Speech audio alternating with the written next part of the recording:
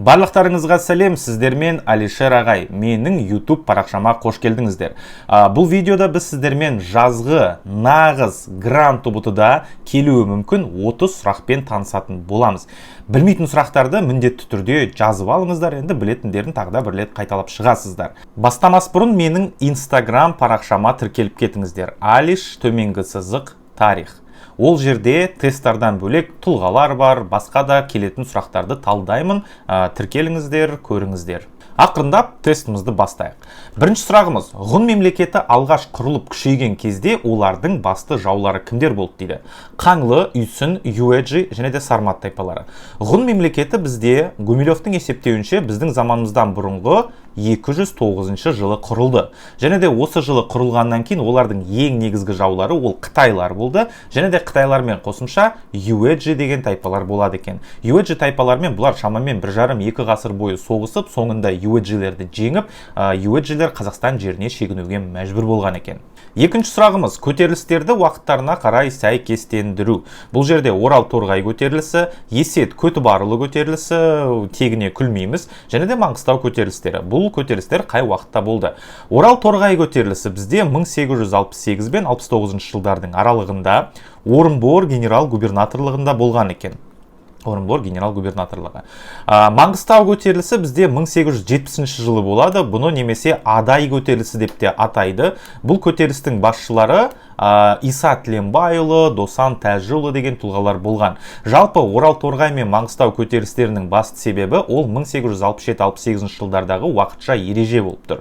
Ол жерде түтін салығы енгізіледі. Түтін салығы алғашында 1 сом болса, кейін оны 3 сомға дейін көтеріп тастайды. Сол себепті халық бұқарасы патша үкіметіне қарсы көтеріліске шыққан екен. Орал торғай көтерілісінің басшыларының есімі бізде берілмеген, рубасылар деп келеді. Ал Маңғыстау көтерілісіне келетін болсақ, ол жақта бағана айтып кеткенде Иса Тіленбайұлы, Досан Тәжіұлылар бар. Александрск форты, Бозашы деген жерлерде шайқастар өткен. Есет Көтібарұлының көтерілісіне келетін болсақ, ол 1855 пен 1858 жылдардың аралығы, өткен аймағы Арал теңізінің солтүстігі. Арал теңізінің солтүстік аймақтарында Есеттің көтерілісі болған екен. Дәп Есеттің көтерілісі кезінде тағы да бір көтеріліс болып жатты. Ол Жанқожа Нұрмұхамедұлы көтерілісі 1856 мен 1860 жылдардың аралығы. Жанқожаның көтерілісі Сырдария өзенінің бойын қамтыған екен.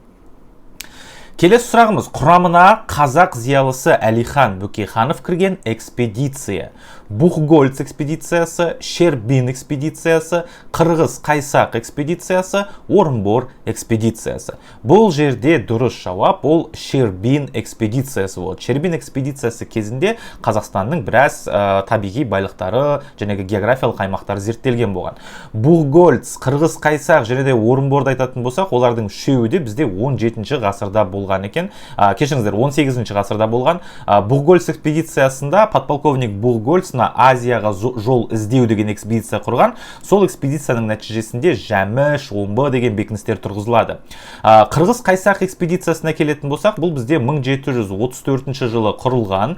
Және де Орынбор экспедициясы кейін ауысады. Екеуінің де басшылары Иван Кириллов деген кісі болған.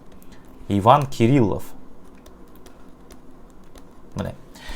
Келесі сұрақ, қыпшақтарды половецтар деп кім атады дейді? Европалықтар, славяндар, арабтар, әрі қытайлар.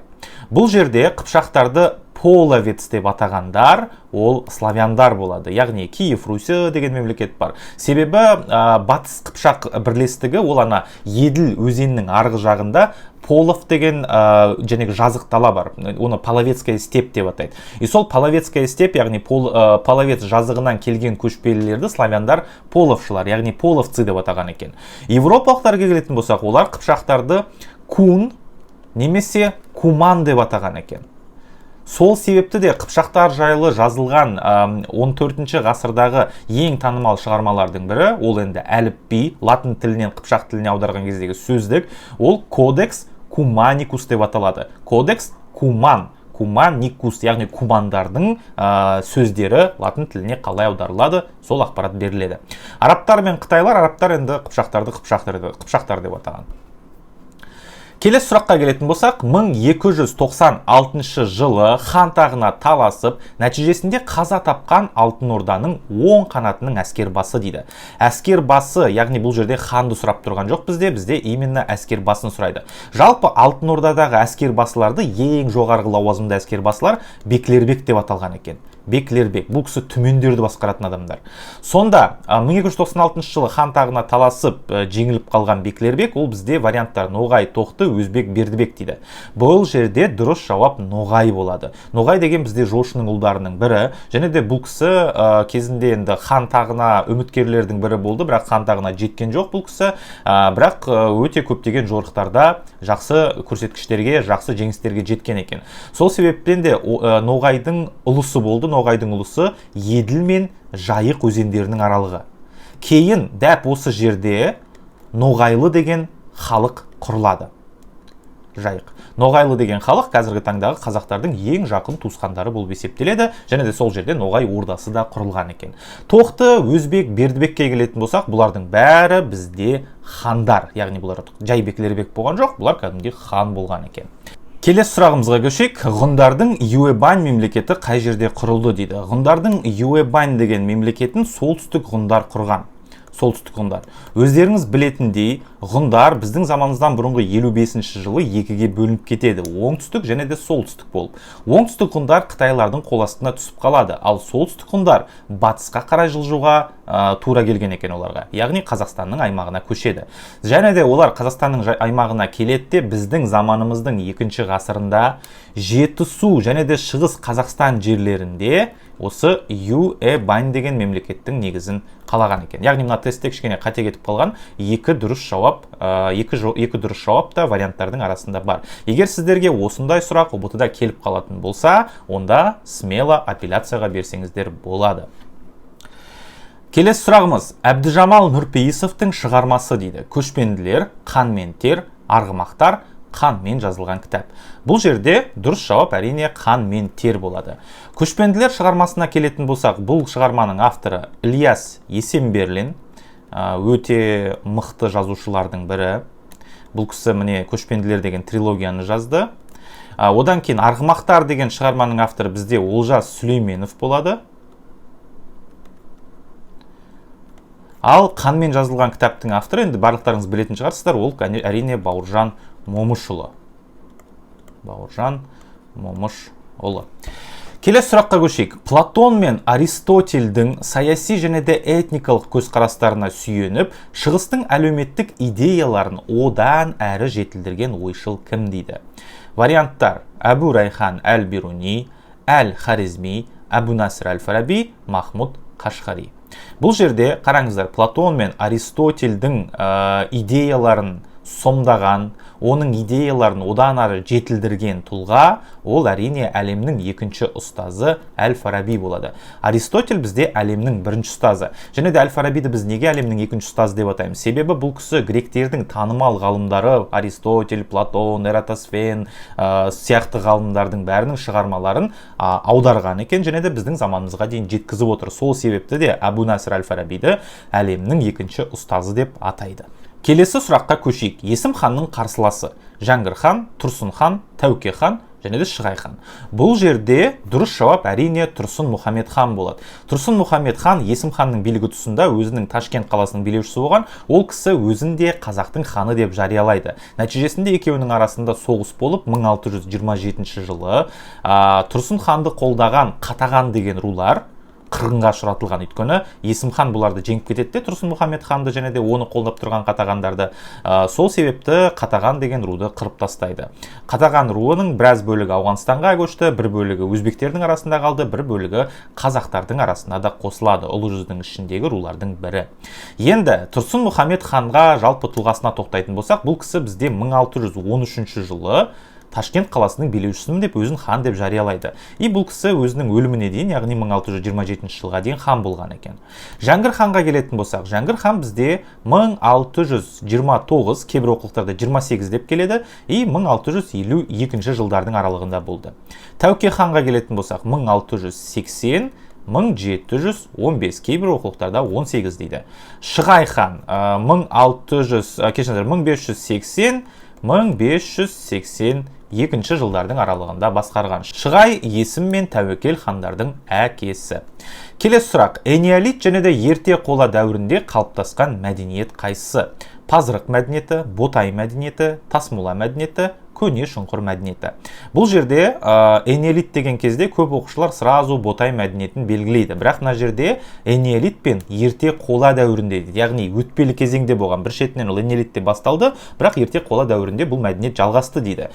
Сонда дұрыс жауап бұл жерде көне шұңқыр мәдениеті болады. Пазырық пен Тасмұлаға келетін болсақ, бұл екеуі бізде темір мәдениеттері, иә? Темір.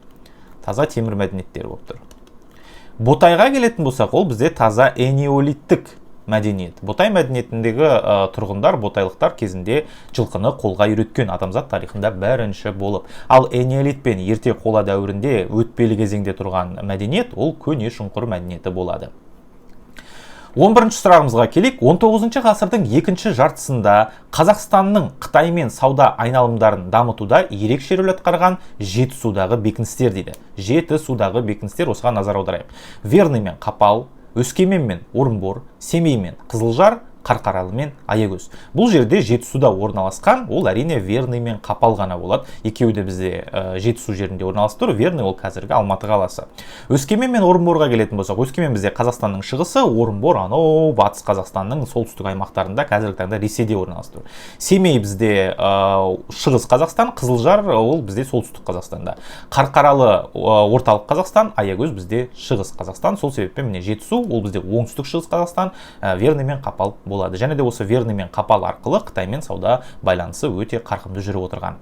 Келесі сұраққа көшейік. Бұхара әмірлігін, Қоқан, Хиуа, Түркменстанды бағындырған казак әскерлері. Мына жерде назар аударайық, қазақ емес, казак болып тұр. Казак дегеніміз ол Ресей империясының әскери кастасы. Және де олар кімдерді басып алды? Қай казактар? Мына Бұхара, Қоқан, Хиуа, Түркменстан, яғни Орта Азияны басып алады дейді. Жетісу, Орынбор, Сібір, Дон казактары. Бұл жерде әрине енді логикамен де көрсеңіздер, ол Жетісу казактары болады. Себебі Жетісу казактары Орта Азияға өте жақын орналасқан болған. Жетісу өте қазіргі Алматы облысы, ол жақтан Қоқан хандығына, яғни қазіргі Қырғызстан мен Ферғана өңірі бар. Одан кейін оның оңтүстігіне қаратай Түркменстанға, оңтүстігіне қаратай Бұхараға, Қазақстанның батыс аймақтарына Хиуа жаққа қаратай жорыққа шығуға өте ыңғайлы болған. Сол себеппен міне Жетісу казактары осы аймақтар бағындырады. Орынбор алыста, Сібір алыста, Дон казактары тем более алыста. Келесі сұрақ. Иван Грозныймен одақтасқан хан кім дейді? Қай қазақтың ханы Иван Грозныймен одақтасады? Тәуекел, Мамаш, Хақназар, Қасым. Бұл жерде дұрыс жауап ол Хақназар хан болады. Мамаш хан бұл кісі Иван Грозныйдың әкесі болған, үшінші Василий Иванович деген болған, иә? Мына кісі өзі Иван Васильевич болса, бұл кісі бізде Василий Иванович, яғни Иван Васильевичтің әкесі Василий Иванович. Осы кісімен Мамаш ел шалмасады. Хақназар Иван Грозныйдың өзімен ел шалмасады. Ал Тәуекел болса Иван Грозныйдың ұлы Федор деген патша болған. Сол Федормен елші алмасқан екен. Келесі сұрақ. Абай Құнанбайұлының қазақ әдебиетіндегі алатын орны қандай? Қазақ әліпбиінің авторы, тұңғыш қазақ романының авторы, жыраулар поэзиясының өкілі, жазба әдебиетінің негізін салушы. Енді бұл сұраққа өздеріңіз де жеңіл жауап беретін шығарсыздар. Ол әрине жазба әдебиетінің негізін салушы болады. Қазақ әліпбиінің авторы бізде кім десеңіздер, енді қазақ әліпби дегенге де именно төте жазуды айтамыз. Өйткені төте жазу дегеніміз ол жәдиттік араб жазуының негізінде қазақтың дыбыстарына кішкене сай келтіріп, осы төте деген жазуды ойлап тапқан. Қазіргі таңның өзінде де төте жазумен әлі күнге дейін Қытайдағы қазақтар жазып келе жатыр. Қазақ әліпбиінің, яғни қазақтың төте жазуының авторы бізде Ахмет Байтұрсынов болады. Бұл кісінің әліпбиі 30-шы жылдарға дейін шамамен қолданады, кейін латын әліпбиіне көшеміз, ал 40-шы жылдары латын әліпбиінен Кирилл әліпбиіне, яғни қазіргі таңда жазып отқан әліпбиге көштік. Тұңғыш қазақ романының авторы дегенге келетін болсақ, тұңғыш қазақ романының авторы бізде Міржақып Дулатов болады. Қазақтың тұңғыш романы ол Бақытсыз Жамал деген шығарма. Жыраулар поэзиясының өкілдері енді ол жақта көп. Бұхар жырау, Тәттімбет, Ақтанберді, және де ол жыраулардың көбінің арқа сүйеген тақырыптары ол жоңғар шапқыншылығы болып тұр. Келесі сұрақ, 1681 мен 1684 жылдары жоңғар басшысы Қалдан Бошоқту басып алған қазақ жерлері дейді. Мұғалжар, Сыр бойы, Жетісу және де Сарыарқа. 1681 мен 84 жылдардың аралығында Батыр деген қонтайшы болған, жоңғар хандығының негізін қалап кеткен кісі. Соның мұрагерлерінің бірі Қалдан Бошоқту қазақ даласына кіріп, Жетісу жерін бағындырады екен. Кейін Қалдан Бошоқтудың мұрагерлерінің бірі Цеван Рабдан Жетісу арқылы өтіп, Орта Азия жерлеріне жорық жасайды, яғни Ташкент, Түркістан деген қалаларды басып алады. Келесі сұрақ, Алашорда автономиясының орталығы болып жарияланған қала дейді. Жымпиты, Торғай, Семей, Орынбор. Алашорда автономиясының орталығы болып жарияланған қала ол Алаш қала, немесе ол Семей деп атаймыз. Семей қаласы Алашорда автономиясының астанасы болды. Бірақ Алашорда өте үлкен автономия болғандықтан, оның басқа да жәнегі биліктері болды. Мысал ретінде Батыс бөлімшесі болды, Торғай бөлімшесі болған. Вот Жымпиты деген қала бізде Алашорданың батыс бөлімшесінің орталығы болған екен. Бұл жерлерді Жаһанша мен Халел Досмұхамедовтар басқарады. Торғайға келетін болсақ, бұл бізде Торғай бөлімшесінің орталығы. Торғай бөлімшесінің басшысы Ахмет Байтұрсынов болып тұр. Орынбор деген қала болса, Орынбор қаласында жалпы Алашорда деген партия жарияланған болған. Келесі сұрақ, Түргеш қағанатының негізін салушы кім дейді? Сұлу, Үшлік, Бумын, Қапаған. Бұл жерде дұрыс жауап Үшлік қаған болады. Мына түргештердің билеушілері бізде екеуі, Сұлу мен Үшлік, негізін қалап кеткен Үшлік 704 пен 706 жылдардың аралығында басқарды бұл кісі. 704 пен 706-та. Сұлу болса бізде 715 пен 738 жылдардың аралығында Түргеш қағанатында билік құрды. Бумын бізде түрік қағанатын негізін қалап кеткен кісі 552 жылы. Қапаған болса бізде шығыс түрік қағанатының күшейткен билеушілердің бірі. Келесі сұрақ, 1767 жылы Абылай қоршауға алған Қоқан бекінісі дейді. Пішпек, Ақмешіт, Райым және де Семей. Қоқан бекінісіне бізде бұл жерде екі бекініс кіреді, ол Ақмешіт пен Пішпек болады. Және де Абылай қоршауға алған бекініс ол Пішпек, яғни қазіргі Қырғызстанның астанасы Бішкек қаласы. Кезінде мына қырғыздардың астанасы Бішкек Қоқан хандығының бекінісі болған екен. Ақмешіт деген ол қазіргі таңда Қызылорда қаласы, Қазақстанда орналасқан, және де бұл да кезінде Қоқан бекінісі болған екен. Келесі сұрақ, әлемдік және де дәстүрлі дін басшыларының алғашқы съезі өткен қала? Мәскеу, Астана, Пекин және де Бішкек. Әлемдік және де дәстүрлі дін басшыларының съездері біздің елордамыз Астанада өтеді. Және де Астанада соның құрметіне пирамиданы салған. Білесіздер, пирамида бар ғой Астанадағы, сосы әлемдік және де дәстүрлі дін басшыларының съездері үшін алғашында салынады. И ондай съездер 3-ма, 4-ма сондай болды. Әрбір 3 жыл сайын өтіп отырған. Келесі сұрақ, Дешті Қыпшақ даласын кесіп өтуге 6 ай уақыт қажет деп мәлімдеген кім дейді? Ибн Фадлан, Махмуд Қашқари, Ибн Батута, Гордизи.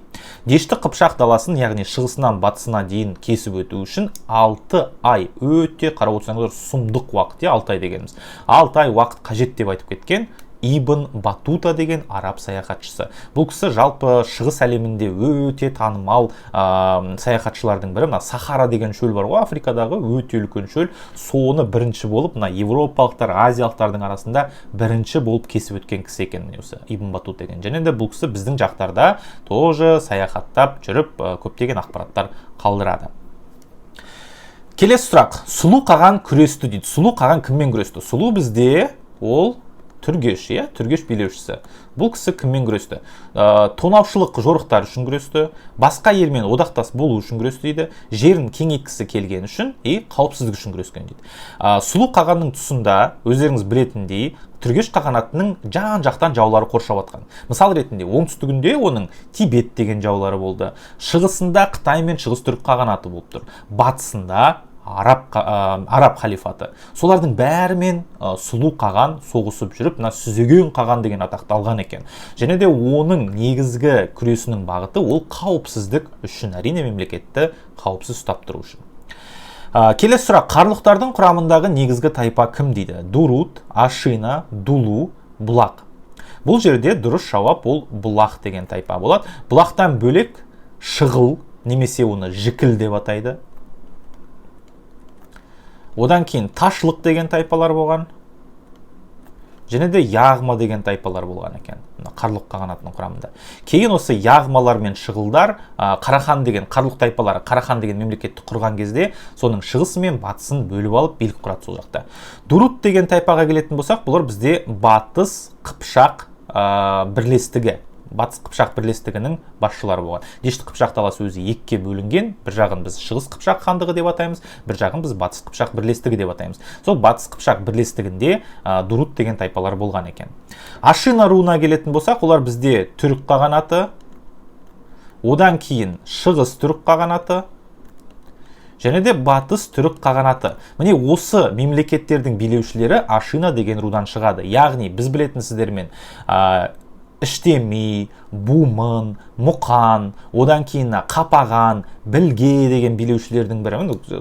Кім бар? Тон бар, Шегу деген қағандар бар. Бұлардың бәрі Ашина деген әулеттен шығады. Кейін Түрік қағанаты өзі 603-те 2-ке бөлініп кетті. Шығыс Түрік қағанаты мен Батыс Түрік қағанаты ол. Батыс Түрік қағанаты 704-те бұл мемлекет құлдырады. Яғни құлдырады деген кезде бұл мемлекеттен картадан жойылып кетіп, мүлдем басқа мемлекет келген жоқ орнына. Батыс Түрік қағанатының орнына келгендер ол Түргеш қағанаты болды. Жай ғана мына Батыс Түрік қағанаты көптеген елдерге ыдырап кетті де, ең негізгі аймақтары Жетісу, одан кейін қазіргі Алтай аймақтары бар. Олардың бәрінде Ашина деген әулет биліктен айырылып қалады. Және де олардың орнына билікке Түргеш деген тайпалар келген екен. Шығыс Түрік қағанатына келетін болсақ, бұлар 744 жылы Ұйғыр қағанатынан жеңіледі. Ұйғыр қағанат деген сол басқа жақтан келген бір қағанат болған жоқ. Ол тура сол Шығыс Түрік қағанатының ішінде Ұйғыр деген тайпалар болған. Олар 9 деген тайпалардың құрамында болады да, сөйтіп міне ұйғырлар Қарлұқтармен бірге отырып Ашиналарға соққы береді. Ашиналықтар биліктен айырылады да 744 жылы Шығыс Түрік қағанаты деген мемлекет, ондай мемлекет жойылды. Оның орнына Ұйғыр қағанаты келіп отыр. Бірақ аймақтары бәрі, территориясы, халқы бәрі бір. Дулу деген тайпаға келетін болсақ, Дулу мен Нушебилер бізде Батыс Түрік қағанатындағы тайпалар болған. Батыс Түрік қағанатында. Келесі сұрақ. Қатаған тайпасы Қырғыннан кейін көшіп кеткен ел қай жақ дейді? Ауғанстан, Сібір, Парсы, Қытай. Қатаған Қырғыны бізде 1627 жылы болды. Ол туралы бағана айтып кеттік сіздермен. Есім хан мен Тұрсын хан бір-бірімен соғысқан кезде, Тұрсынды қолдағандар ол міне Қатаған деген тайпа болды. Тұрсын хан жеңіліп қалғаннан кейін Есім хан Қатағандарды Қырғынға ұшыратады. 1627 жылы нәтижесінде Қатағандардың көп бөлігі Ауғанстан жаққа қаратай көшіп кеткен екен. Ауғанстан одан бөлек өзбектердің арасында, бағана айтып кеткендей қазақтардың арасына да сіңіп кетеді. Ұлы Отан соғысы жылдары іске қосылған зауыт қайсысы? Ақтөбе ферроқорытпа зауыты, Қарсақпай комбинаты, Шымкент қорғасын зауыты, Ащысай полиметалл комбинаты. Қарсақпай, Шымкент, Ащысай олар бізде индустрияландыру жылдарында салынады, ал Ұлы Отан соғысы жылдары іске қосылған зауыт ол Ақтөбе ферроқорытпа зауыты. Келесі сұрақ. Ғалымдардың пайымдауынша біздің жерде ойлап табылған киім үлгісі қандай дейді? Жейде, аяқ киім, шалбар, жібек шапан. Біздің жерімізде енді көшпелілер ойлап тапқан киімнің үлгісі, енді өздеріңізде логикалық тұрғыдан білетін шығарсыздар, ол, конечно же, шалбар, шалбарлар. Өйткені енді мысалға бұл уақытта ежелгі заманда енді грек, рим мәдениетін алайық, мысалға немесе араб аймақтарын алайық, ол жақта шалбар кимеген бар, мысалға олардың киімдері енді қазіргі таңдағы көйлек сияқты болып келеді, шалбар болып бөлінбейді. Біздің қазақ жерінде мына көшпелі өңірлерде адамдар көшпелі үнемі жылқының үстінде отырғандықтан, мына жылқымен үстінде отырған кезде аяқтарының бәрі үйкеліп кетеді ғой. Сол себепті шалбарлар ойлап тапқан екен. Қазіргі таңда ежелгі шалбарлар археологиялық қазбалар арқылы табылып жатыр. Кәдімгі шалбардың түрлері табылып отыр баяғы заманда. Джинсы, спортивка деген сияқты. Қарахандар Самани әулетін бағындырғаннан кейін шекарасы түйіскен ел дейді. Қыпшақ хандығы, Ғазнауи мемлекеті, Осман империясы, Киев, Русия. Қарахандар Самани әулетін бағындырғаннан кейін олардың шекарасы Ғазнауи деген мемлекетпен түйіседі. Бұны естеріңізге сақтап жүріңіздер.